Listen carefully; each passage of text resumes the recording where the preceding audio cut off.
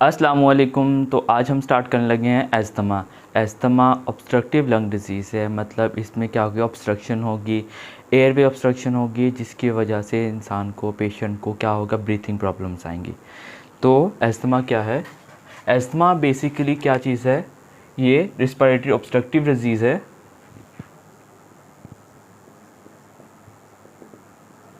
Respiratory या कह लें एयरवे ऑब्स्ट्रक्टिव डिजीज़ है। इसमें क्या होता है, ऑब्स्ट्रक्शन होगी किस वजह से? इसमें स्मूथ मसल्स जो होंगे उनकी कॉन्ट्रैक्शन होगी, स्मूथ मसल्स कॉन्ट्रैक्ट हो जाएंगे। कॉन्ट्रैक्शन किस वजह से होगी? Due to some allergens. और सेकेंडली ये याद रखना है, ऑब्स्ट्रक्टिव पैटर्न में जो एस्थमा है वो रिवर्सिबल डिजीज़ है, मतलब कि ये कुछ टाइम के लिए होगी, कुछ डिजीज़ कुछ मेडिकेशंस के साथ ये क्या होगा, रिवर्स हो जाएगा, एयरवे ऑब्स्ट्रक्शन ख़त्म हो जाएगी। एयरवे ऑब्स्ट्रक्शन में क्या होगा, एयर जो स्मूथ मसल्स हैं वो क्या करेंगे, कंस्ट्रक्ट होंगे, एयरवेज नैरो हो जाएंगी। अब नैरो किस वजह से हो रही है? एलर्जेंस की वजह से। अब एलर्जेंस कौन से हैं? एलर्जेंस कह लें या इसकी रिस्क फैक्टर्स कह लें, जो ट्रिगर फैक्टर्स हैं। तो ट्रिगर फैक्टर्स क्या होंगे वो पढ़ लेते हैं।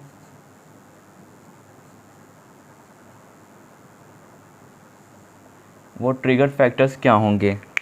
ट्रिगर फैक्टर्स में जब भी एस्थमा हम पढ़ते हैं तो मेनली फर्स्ट माइंड में क्या आता होगा? पोलन्स। कुछ लोगों को डस्ट से एलर्जी होती है, डस्ट पार्टिकल्स। इसके अलावा ये याद रखना कि कुछ पेशेंट्स को एनसिड्स के साथ और कुछ पेशेंट को एस्प्रिन, एस्प्रिन को मैंने एनसिड से सेपरेटली लिखा है। एस्प्रिन इंड्यूस्ड एस्थमा होता है, कुछ पेशेंट्स को एनसिड्स की वजह से होता है, एनसिड्स की वजह से, इन्फेक्शन की वजह से हो सकता है, और may be due to some stress, कोई साइकोलॉजिकल स्ट्रेस हो, स्ट्रेस की वजह से हो सकता है, एनसिड्स की वजह से हो सकता है। कुछ लोगों को कॉकरोच से, एमसीक्यूज़ में पूछा जाता है, कॉकरोच की वजह से, कॉकरोच लाइक सीवरेज वर्कर है तो कॉकरोच से रिलेटेड, कॉकरोच से हो सकता है।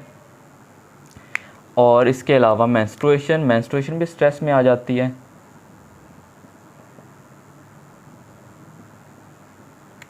मेंस्ट्रुएशन की वजह से हो सकता है। और कुछ लोगों को कैट्स की वजह से होता है, कैट डेंडर्स की वजह से, डेंडर्स कह लें, कैट्स के जो फर होते हैं, जो उसके बाल होते हैं, उसकी वजह से हो सकता है।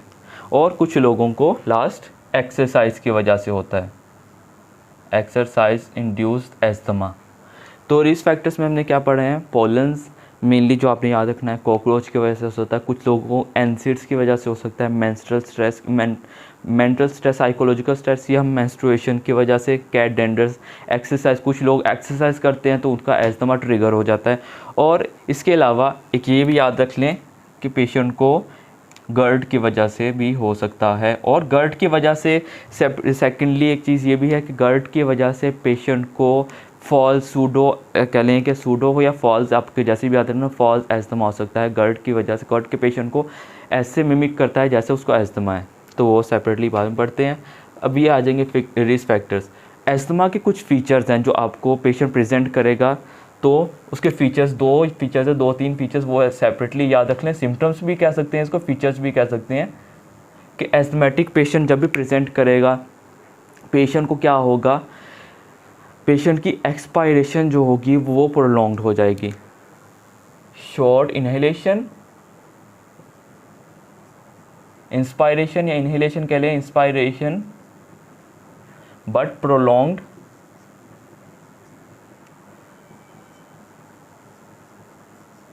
एक्सपायरेशन।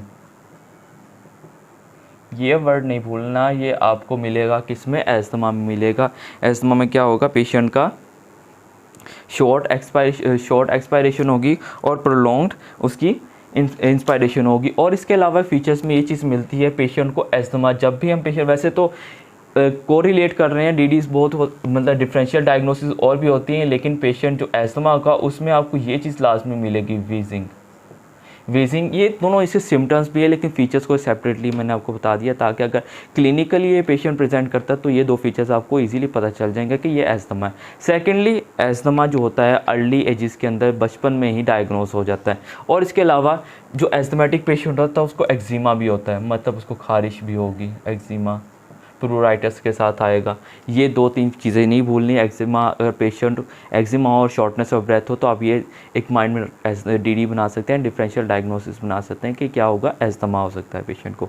अब इसके सिम्टम्स पढ़ लेते हैं।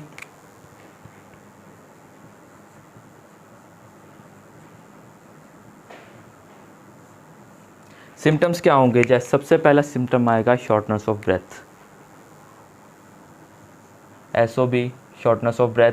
इसके अलावा पेशेंट को चेस्ट टाइटनेस होगी,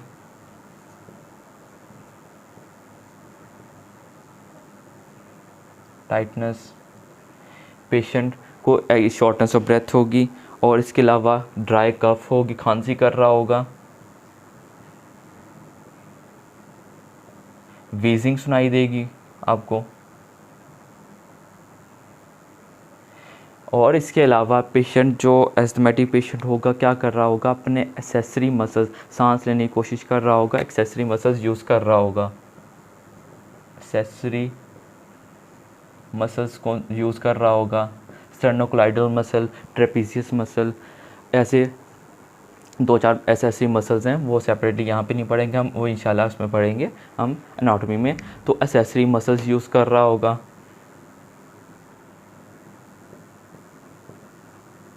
और इसके अलावा अब सांस लेने में मसला आ रहा है, सांस ज़्यादा लेगा, टैकीकार्डिया, टैकीपनिया होगा, टैकीपीनिया होगा, टैकीपीनिया कह लें आप, टैकीपनिया कह लें, टैकीकार्डिया होगा पेशेंट को। ज़ाहिर बात है ये पेशेंट क्या होगा, एंजाइटी का पेशेंट भी होगा ना, तो टैकीकार्डिया होगा। ये कुछ फीचर्स आएंगे और ये याद रखना है, ये फीचर्स तब आते हैं पेशेंट को जब एस्थमा ट्रिगर होता है, मतलब अर्ली सिम्टम्स हैं ये। लेकिन जब क्या होता है कि ये वाला पेशेंट ट्रीट नहीं किया जाता, इस पेशेंट को सिम्टम्स को कवर नहीं किया जा रहा, तो पेशेंट के जो सिम्टम्स है वो वर्स हो जाएंगे। अब वो वर्स कह लें या इमरजेंसी कंडीशन जो है वो क्या होगी वो पढ़ लेते हैं।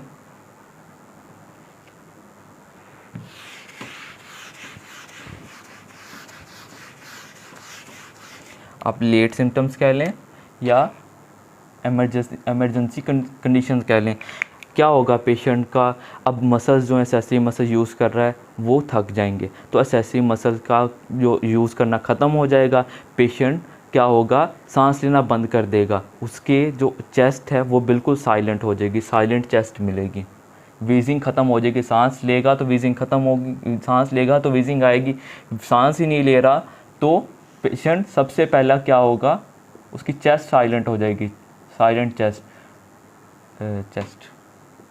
साइलेंट चेस्ट इसलिए कि टोटली जो इसके मसल्स हैं, एयरवे हैं, वो टोटली कोलैप्स कर गए, बंद हो गए हैं। अब वो बंद हो गए हैं तो क्या होगा, कार्बन डाइऑक्साइड नहीं एक्सेल हो रही, तो इस पेशेंट के बॉडी में कार्बन डाइऑक्साइड वो एक्यूमुलेट हो जाएगी, हाइपरकैप्निया मिलेगा। पेशेंट सांस नहीं ले पा रहा, हाइपोक्सिक मिलेगा, पेशेंट हाइपोक्सिया मिलेगा। पेशेंट क्या है कि सांस नहीं ले पा रहा, सांस ले नहीं पा रहा तो बोलेगा कैसे, सांस बोलने के लिए सांस की ज़रूरत है, तो पेशेंट बोल नहीं पाएगा, अनएबल टू स्पीक।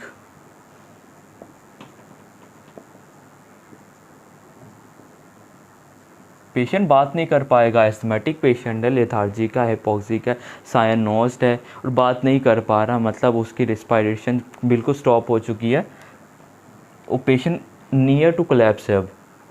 और ये साइनोज्ड मिलेगा, हाथ पाँव उसके नीले हो चुकेंगे जब ये पेशेंट आपके पास प्रेजेंट करेगा। तो ये एक इमरजेंसी कंडीशन है, इसको लेट कह लें या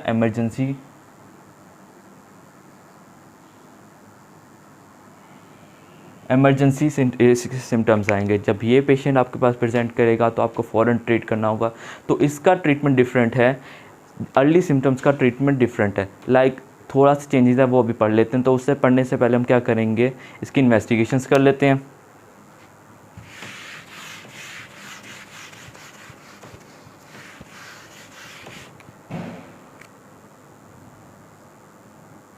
इन्वेस्टिगेशन में बेस्ट इनिशियल टेस्ट आ जाएगा स्पायरोमेट्री।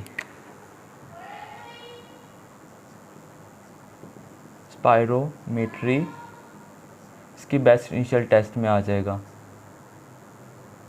स्पायरोमेट्री के बाद आपका अगर मोस्ट एक्यूरेट टेस्ट पूछा जाए तो वो है pulmonary function test.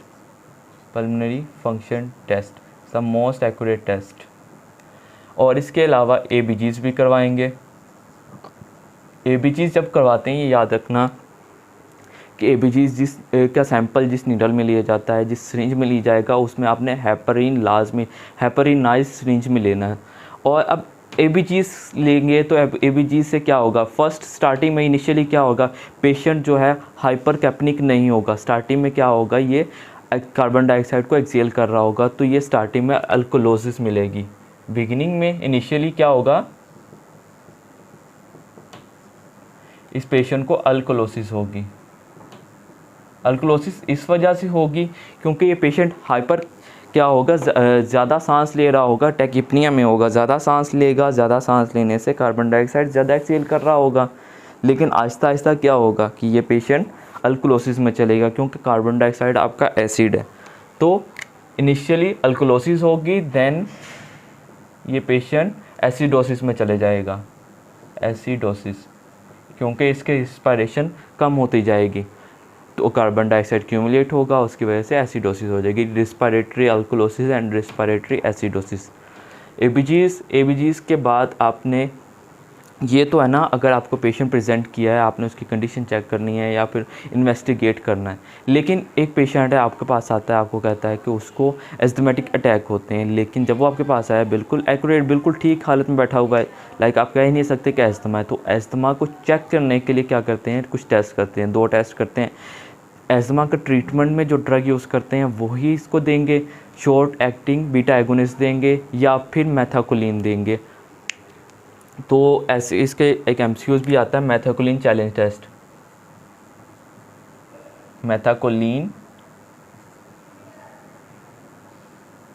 Challenge test, इस टेस्ट में क्या करेंगे, आप इस पेशेंट को इनहेल करेंगे, इंजेक्ट करेंगे मेथाकोलिन। मेथाकोलिन क्या करेगा, ब्रोंको कंस्ट्रिक्शन करवाएगा।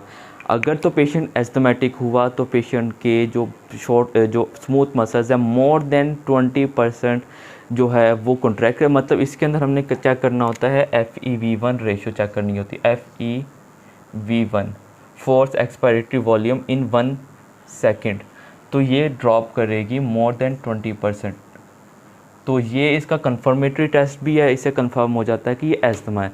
लेकिन क्या होता है कि इस टेस्ट की वजह से पेशेंट के सिम्टम्स वर्स होते हैं, एस्थमा आता है, तो पेशेंट कंप्लेन करते हैं, इस वजह से ये टेस्ट अब नहीं परफॉर्म किया जाता। तो इसकी जगह क्या करते हैं, इस पेशेंट को शॉर्ट एक्टिंग बीटा एगोनिस्ट मतलब सबा देंगे ऐसे खेलें, शॉर्ट एक्टिंग बीटा एगोनिस्ट जैसे कि अल्ब्यूटिरोल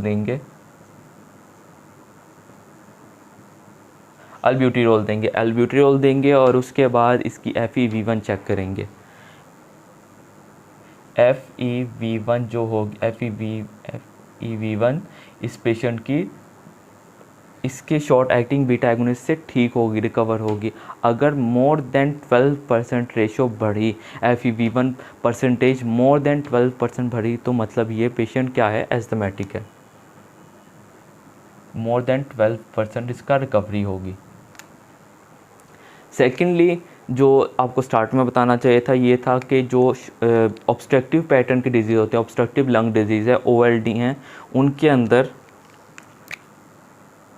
FEV1 over FVC force expiratory volume इन 1 second over force vital capacity less than 80% होती है। लेस देन 80% मिलेगी। फर्स्ट ऑफ ऑल आपने ये रेशो चेक करनी है इनकी, उसके बाद आपने शॉर्ट एक्टिंग बीटा एगोनिस्ट देना है या फिर आप बेस्ट इनिशियल स्पायरोमेट्री करेंगे। बेसिकली जो ये चेक कर रहे हैं FEV1 ये स्पायरोमेट्री से ही पता चलता है, आपने स्पायरोमेट्री करनी है। आप मेथाकोलिन दे सकते हैं या सबा दे सकते हैं, शॉर्ट एक्टिंग बीटा एगोनिस्ट दे सकते हैं, उससे आपको पता चल जाएगा ये पैटर्न क्या है और ये ऑब्स्ट्रक्टिव डिजीज़ में कौन सी डिजीज़ है, एस्थमा है या कोई और डिजीज़ है। थर्डली आप क्या करेंगे, इसके अलावा आपने इस पेशेंट का एक्सरेज भी करवाना है। एक्सरेज की एक फाइंडिंग तो आपको ये मिलेगी, इसका जो डायाफ्राम होगा वो फ्लैट मिलेगा।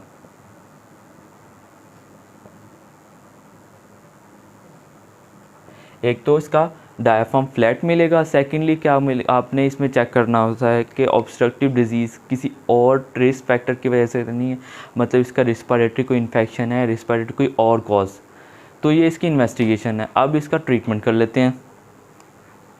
ट्रीटमेंट में पहले हम इमरजेंसी ट्रीटमेंट कर लेते हैं कि अगर एक पेशेंट आपके पास इमरजेंसी में प्रेजेंट करता है तो इमरजेंसी का ट्रीटमेंट क्या होगा। देन उसके बाद जो उसके इनिशियल सिम्टम्स है उसको उसके अकॉर्डिंग उसकी मेंटेनेंस ट्रीटमेंट करेंगे।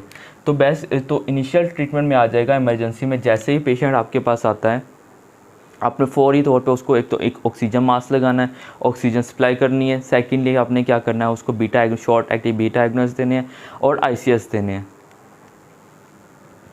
शॉर्ट एक्टिंग बीटा एगोनिस्ट देंगे, सबा देंगे, प्लस ऑक्सीजन सप्लाई करेंगे, प्लस आईसीएस देंगे, इंट्राकॉर्टिकोस्टेरॉइड्स देंगे। और साथ में अगर पेशेंट साइलेंट, ये इनिशियल इसका ट्रीटमेंट है इमरजेंसी में, लेकिन अगर पेशेंट की चेस्ट साइलेंट मिली है, साइलेंट चेस्ट में फ़ौरन आपने इसको मैग्नीशियम सल्फेट देना है, प्लस मैग्नीशियम सल्फेट देंगे। ये इसका इमरजेंसी ट्रीटमेंट है। जैसे ही पेशेंट क्या होगा, रिकवर हो जाएगा, पेशेंट स्टेबलाइज हो जाएगा, फिर आप इसका क्या करेंगे, मेंटेनेंस ट्रीटमेंट करेंगे।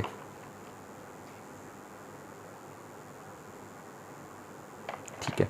और अगर इसके बाद भी पेशेंट रिकवर नहीं हो रहा, पेशेंट जो स्टेबल नहीं हो पा रहा, तो आपने फौरी तौर पे क्या करना है, ईटीटी पास करनी है, एंडोट्रेकल ट्यूब पास करेंगे with some procedures.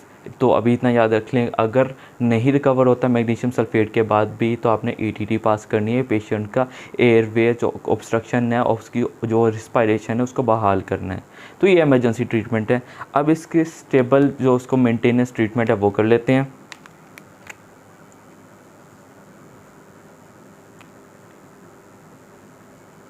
Maintenance treatment, तो मेंटेनेंस में आ जाएगा सबसे पहले अगर पेशेंट आपके पास प्रेजेंट करता तो आपने बेस्ट इनिशियल कह लें कि या फर्स्ट लाइन ट्रीटमेंट क्या होगा, फर्स्ट लाइन ट्रीटमेंट आपका है सबा देनी है, ऐसे कह लें आप, शॉर्ट एक्टिंग बीटा एगोनिस्ट देना है। अगर पेशेंट इससे कवर हो जाता है तो वेल एंड गुड है, अगर नहीं होता तो आपने साथ में सेकंड लाइन पे आ जाएगा, सबा के साथ आपने क्या ऐड कर देना, आईसीएस ऐड कर देना है। अगर फिर भी पेशेंट प्रेजेंट करता है थर्ड पे तो सबा के साथ लाबा ऐड कर देंगे, लॉन्ग एक्टिंग बीटा एगोनिस्ट कौन सा, सालमेटीरोल ऐड कर देंगे, और भी हैं सालमेटीरोल प्लस आईसीएस, इंट्राकॉर्टिकोस्टेरॉइड्स ही देंगे। अगर फिर भी नहीं ट्रीट होता, पेशेंट प्रेजेंट करता है तो सबा आपने क्या करना है, सबा भी देंगे, लाबा भी देंगे, साथ में आईसीएस भी देंगे, लेकिन आईसीएस की डोज बढ़ा देंगे। ठीक है। लेकिन कुछ पेशेंट बहुत परसिस्टेंट होते हैं, इसके बावजूद भी प्रेजेंट करते हैं, तो अब आईसीएस के बाद भी आप डोज बढ़ा नहीं सकते, और डोज क्या बढ़ाएंगे, तो अब क्या करेंगे, पर ऐसे परसिस्टेंट केस में क्या करेंगे, सबा के साथ लाबा भी देंगे, प्लस आईसीएस की डोज भी बढ़ाई हुई होगी, लेकिन साथ में आपने ऐड कर देना है ओमालीजुमाब रेजिस्टेंट केस में। ये अलहदा से एक एमसीक्यूज पूछा जाता है, रेजिस्टेंस केस में, रेजिस्टेंट अस्थमा में आप कौन सा ड्रग यूज़ करेंगे, ओमालीजुमाब देंगे।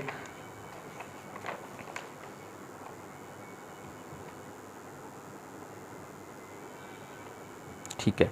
और फिर भी इसके बावजूद भी अगर पेशेंट जो होता है ट्रीट नहीं हो रहा तो क्या करेंगे, सबा भी देंगे, प्लस लाबा भी देंगे, आईसीएस भी देंगे, डोज इंक्रीज्ड, प्लस ओमालीजुमाब भी देंगे, प्लस आपने ओरल स्टीरॉइड्स भी देना है, ओरल स्टीरॉइड्स। तो ये ट्रीटमेंट है किसका, एस्थमा का। अब डिज़ीज़ के अकॉर्डिंग, सिम्टम्स के अकॉर्डिंग भी आपको कुछ अलग से एमसीक्यूज़ पूछे जा सकते हैं। जैसे एस्प्रिन की वजह से है, तो एस्प्रिन का आपको मैं बता दूं कि अगर पेशेंट को एस्प्रिन की वजह से हो तो उसमें एक ट्राई मिलता है, उसको कहते हैं सेम्टर्स ट्राइएड। इसमें क्या मिलेगा, पेशेंट को 3 चीज़ें मिलेंगी। एक तो पेशेंट को क्या मिलेगा, सबसे पहले एस्प्रिन एलर्जिक होगा। दूसरा क्या होगा, इस पेशेंट को एस्थमा होगा। थर्डली पेशेंट का नेज़ल पॉलिप्स होंगे, राइनाइटिस होगा plus rhinitis plus nasal polyps. आप ये याद रख लें या फिर ये याद रख लें कि नेज़ल पॉलिप्स कह लें या नेज़ल ऑब्स्ट्रक्शन मिलेगी। तो ये था सेम्टर ट्राइएट। अब उसके सिम्टम्स के अकॉर्डिंग ट्रीट कर लेते हैं। अगर आपसे पूछा जाए कि बेस्ट इनिशियल ट्रीटमेंट क्या है, तो वो तो आपको ऑलरेडी बता चुका हूँ, बेस्ट इनिशियल आपने सबा देना है। लेकिन ये तो पेशेंट के सिम्टम्स को कवर करने के लिए लॉन्ग एक्टिंग ट्रीटमेंट क्या होगा।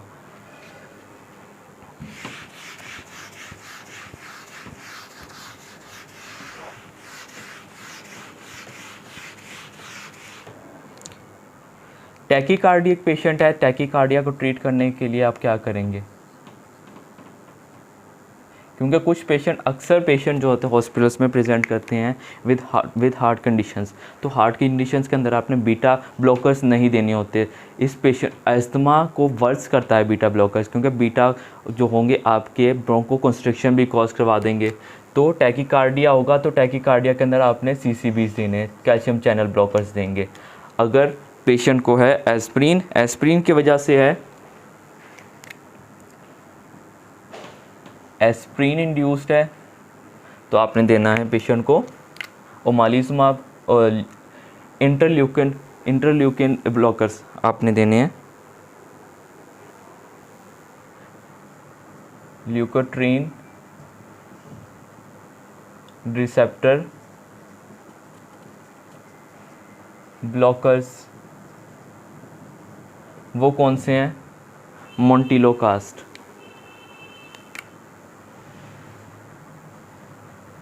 मोंटिलोकास्ट या ज़ोफिल्डोकास्ट।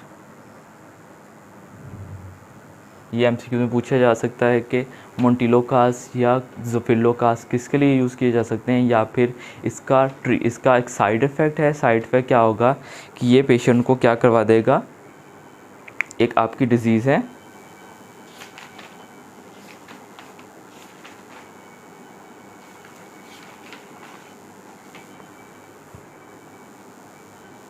वैसे याद आ गया, मोंटिलोकास्ट का साइड इफ़ेक्ट पूछा जाए तो आता है Churg Strauss syndrome. Secondly montelukast pulmonary fibrosis भी कॉज करती है। ठीक है, एस्प्रिन इंड्यूस्ड है, फर्स्ट लाइन में ये है। और अगर आपने लॉन्ग टर्म ट्रीटमेंट करना है, लॉन्ग टर्म ट्रीटमेंट के लिए आपने, अब माइंड में तो आइए आना चाहिए ना, लाबा है, लॉन्ग एक्टिंग है, लेकिन आपने ICS देना है, इंटरकॉर्टिकोस्टेरॉइड्स देने हैं, स्प्रे होंगे, नेज़ल स्प्रे होंगे, ओरल स्प्रेज होंगी। ICS का ट्रीटमेंट क्या होगा, ओरल स्प्रेज या तो ओरल स्प्रेज की वजह से क्या होगा, पेशेंट को ओरल फंगल इन्फेक्शंस होने के चांसेस होंगे।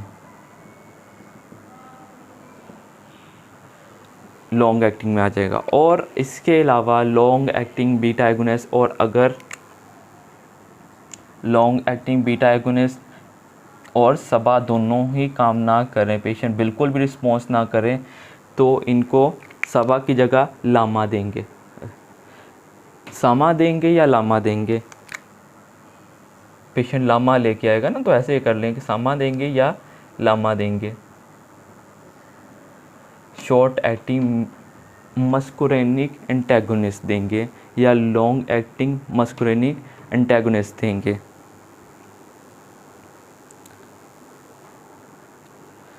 और अगर एमसीक्यूज़ में अलहदा से एक पूछा जाए, अगर इमरजेंसी में ट्रीटमेंट, वो इमरजेंसी का तो आपको ऑलरेडी बता दिया। इमरजेंसी ड्रग क्या है, मैग्नीशियम सल्फेट। अगर फिर भी पेशेंट मेंटेन नहीं होता तो ईटीटी पास कर देंगे।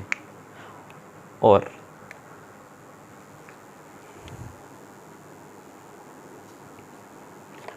तो ये इनफ है। ये कुछ एमसीक्यू सेपरेटली पूछे जा सकते हैं इसके ट्रीटमेंट के अकॉर्डिंग। फर्स्ट लाइन आपसे पूछी जाए तो सबा देनी है, और अगर लॉन्ग टर्म ट्रीटमेंट है तो आईसीएस देंगे।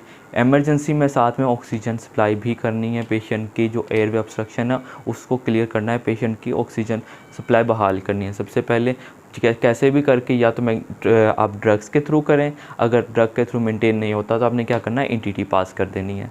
तो ये था आपका एस्थमा। और एस्थमा में ये याद रखना है, एस्थमा अर्ली एज में डायग्नोस हो जाता है। तो पेशेंट जब भी आपके पास प्रेजेंट करेगा उसके पास हिस्ट्री होगी, डायग्नोस करना इजी होगा इसको। लेकिन अगर डायग्नोस करना तो आपको ट्रीटमेंट, इसकी इन्वेस्टिगेशंस बता चुका हूँ ऑलरेडी। ये था एस्थमा।